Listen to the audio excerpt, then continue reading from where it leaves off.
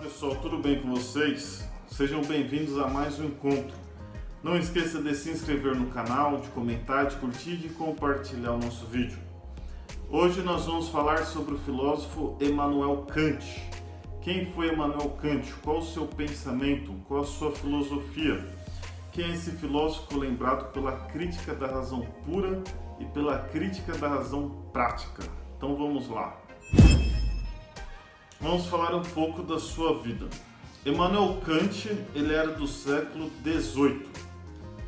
Nasceu em Königsberg, uma cidade da Prússia Oriental, em 1724. Ele era filho de um celeiro e passou quase toda a sua vida em sua cidade natal, até falecer aos 80 anos. Sua família era muito fervorosa em sua fé cristã. Então ele ficou com a fama de nunca ter saído de Königsberg, sua cidade natal. A família dele era uma família religiosa, uma família cristã. O Kant, ele era protestante, né? Ele não era católico. E ele estudou na Universidade de Königsberg e foi professor em sua cidade natal. Então aqui a gente começa fazendo uma referência entre os empiristas e os racionalistas. Dentro da história da filosofia, a gente tem essas duas escolas filosóficas, os empiristas e os racionalistas. Os empiristas, o nome vem de empiria. O que é empiria? É a experiência. A experiência sensível, ou seja, a experiência que passa pelos sentidos. Então, enquanto aos empíricos, todos os nossos conhecimentos, as impressões dos sentidos. Então, o conhecimento, ele surge, ele nasce, ele tem origem nos sentidos, né? Os 5 sentidos. E os racionalistas? Nossa razão também contém pressupostos importantes para o modo como percebemos o mundo à nossa volta em nós mesmos. O que significa isso? Que para os racionalistas, o conhecimento, ele não tem origem apenas na experiência. Existe a experiência, porém, para os racionalistas, a nossa razão, ela tem pressupostos, ela tem princípios que produz o conhecimento humano, que produz o conhecimento do homem. Então, a filosofia do Kant, ele vai fazer uma relação entre empirismo e racionalismo. O que significa isso?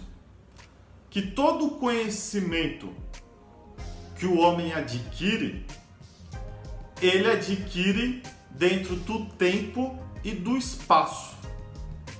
E para ele, o tempo e o espaço são categorias da razão humana, são categorias da razão do homem. Então, é a nossa razão que produz a percepção de tempo e de espaço. Então, tudo aquilo que o homem conhece, ele só pode conhecer dentro da noção de tempo e de espaço. A consciência humana não é, portanto, uma placa que só registra passivamente as impressões sensoriais vindas de fora.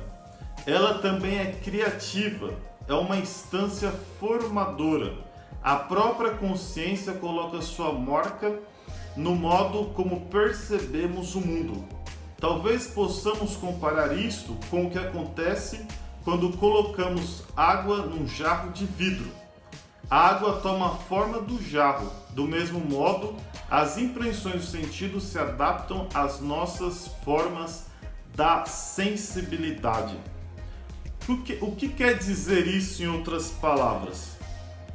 Que o nosso conhecimento, o conhecimento que a gente adquire pelos sentidos, né, pela experiência sensorial, né, pela experiência sensorial, a nossa razão, ela produz o quê?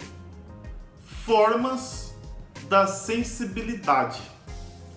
Em outras palavras, a gente conhece a partir das nossas possibilidades. Vamos supor que a gente coloca um óculos escuro.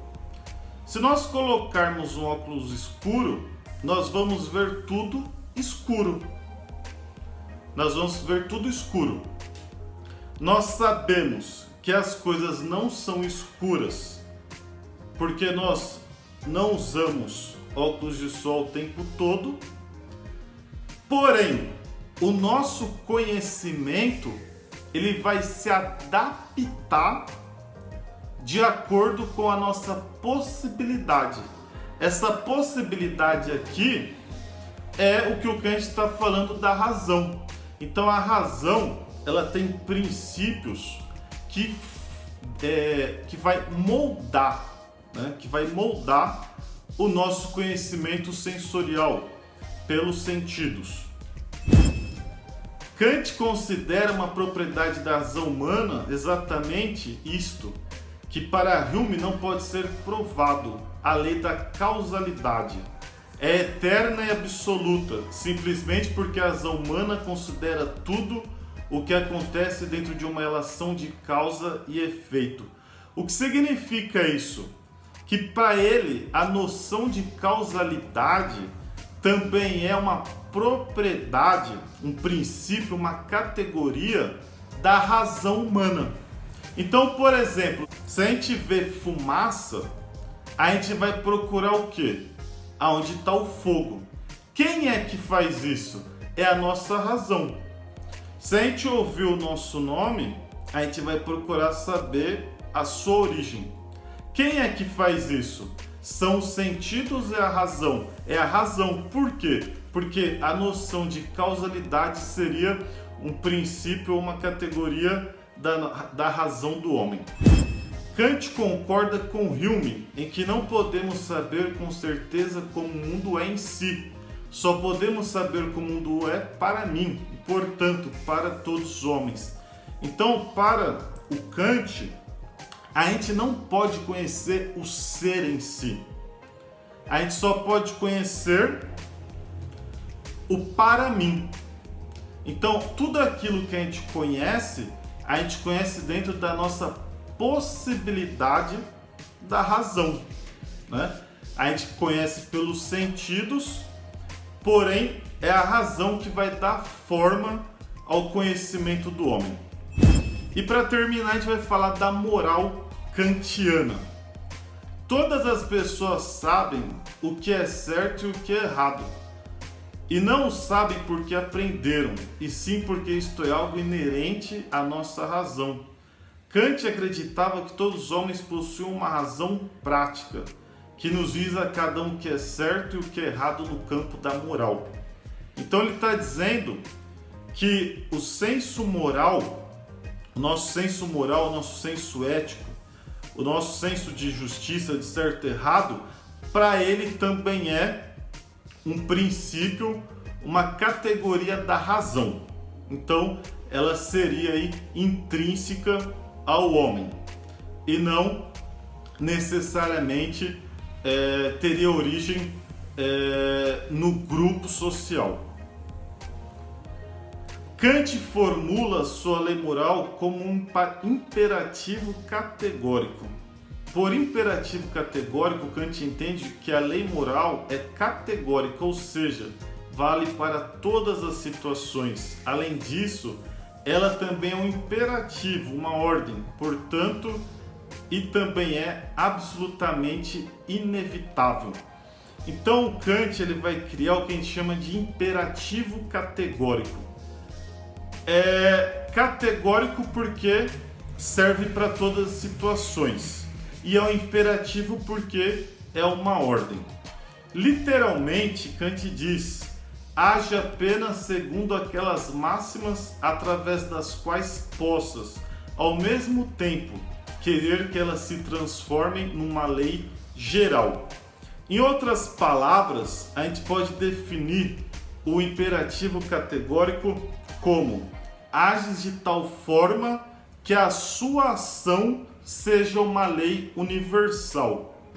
A gente pode entender isso daqui fazendo uma referência ao princípio sagrado, ao princípio bíblico, que vai dizer que não faças ao outro aquilo que você não quer para você mesmo, né? Trate o outro da mesma forma que você queira ser tratado. Então, quando o Kant diz, ele diz: age de tal forma que a sua ação seja uma lei universal, ele está dizendo no sentido que a ação ela deve ser universal no sentido que todos possam realizar, no sentido que a nossa ação deve ser tal que todos façam ou ajam da mesma forma, né? Então, uma ação, uma regra geral universal.